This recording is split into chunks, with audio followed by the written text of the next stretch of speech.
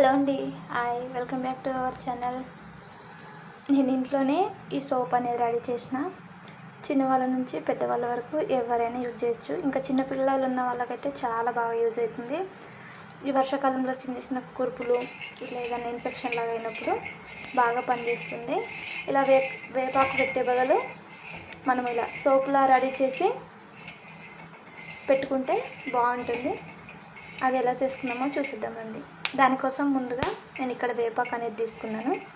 వేపాకు తీసుకొని దాన్ని కడుక్కొని ఇది మంచి ఇట్లా దువ్వుకొని మిక్సీ గిన్నెలో వేసుకొని దీంట్లో కొంచెం ఆలువేరా వేసుకుంటున్నాను. తర్వాత ఒక చిటికెడు పసుపు, కొద్దిగా ఉప్పు.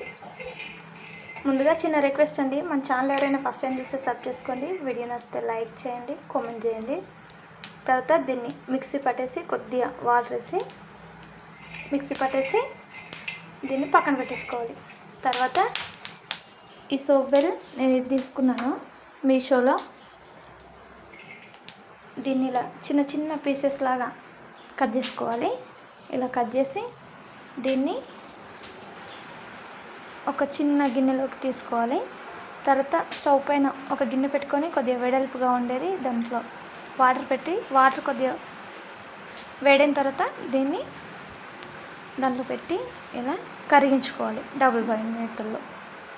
తర్వాత ఇది కరుగుతున్నప్పుడు ఇలా స్పూన్తో కలుపుకోవాలి. స్పూన్ అందుబాటులో లేదని నేను ఇలా చాకుతో కలిపేసాను. తర్వాత ఇది మొత్తం ఇలా కరిగిన తర్వాత దీంట్లో మనము మిక్సీ పట్టి పెట్టుకున్నది వేపాకు పేస్ట్ ఉంది కదా, దాన్ని దీంట్లో వేసి ఈ రసం అనేది మొత్తం దాంట్లోకి ఇలా వంపేసుకోవాలి. ఇలా కలుపుకుంటూ చేత్తో అయినా తీసుకోవాలి. ఇలా తీసేసుకొని మంచిగా గట్టిగా,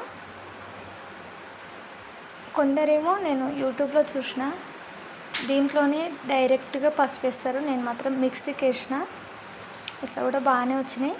తర్వాత ఇది కొంచెం ఇట్లా మరుగుతూ ఉండాలా, ఇలా కలుపుకుంటూ ఉండాలి. ఇలా పైన ఇట్లా కొంచెం ఇట్లా మీగడ్లాగా రావాలి.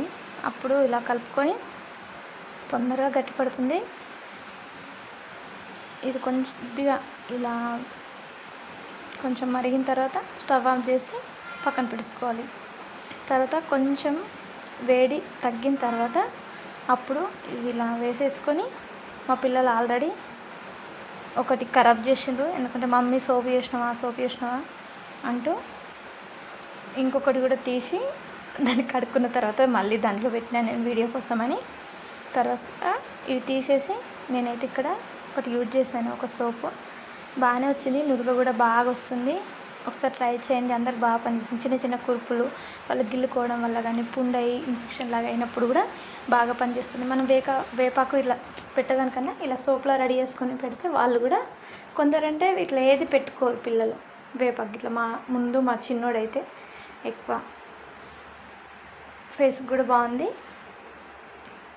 ఎలా ఉందో కామెంట్లో చెప్పండి.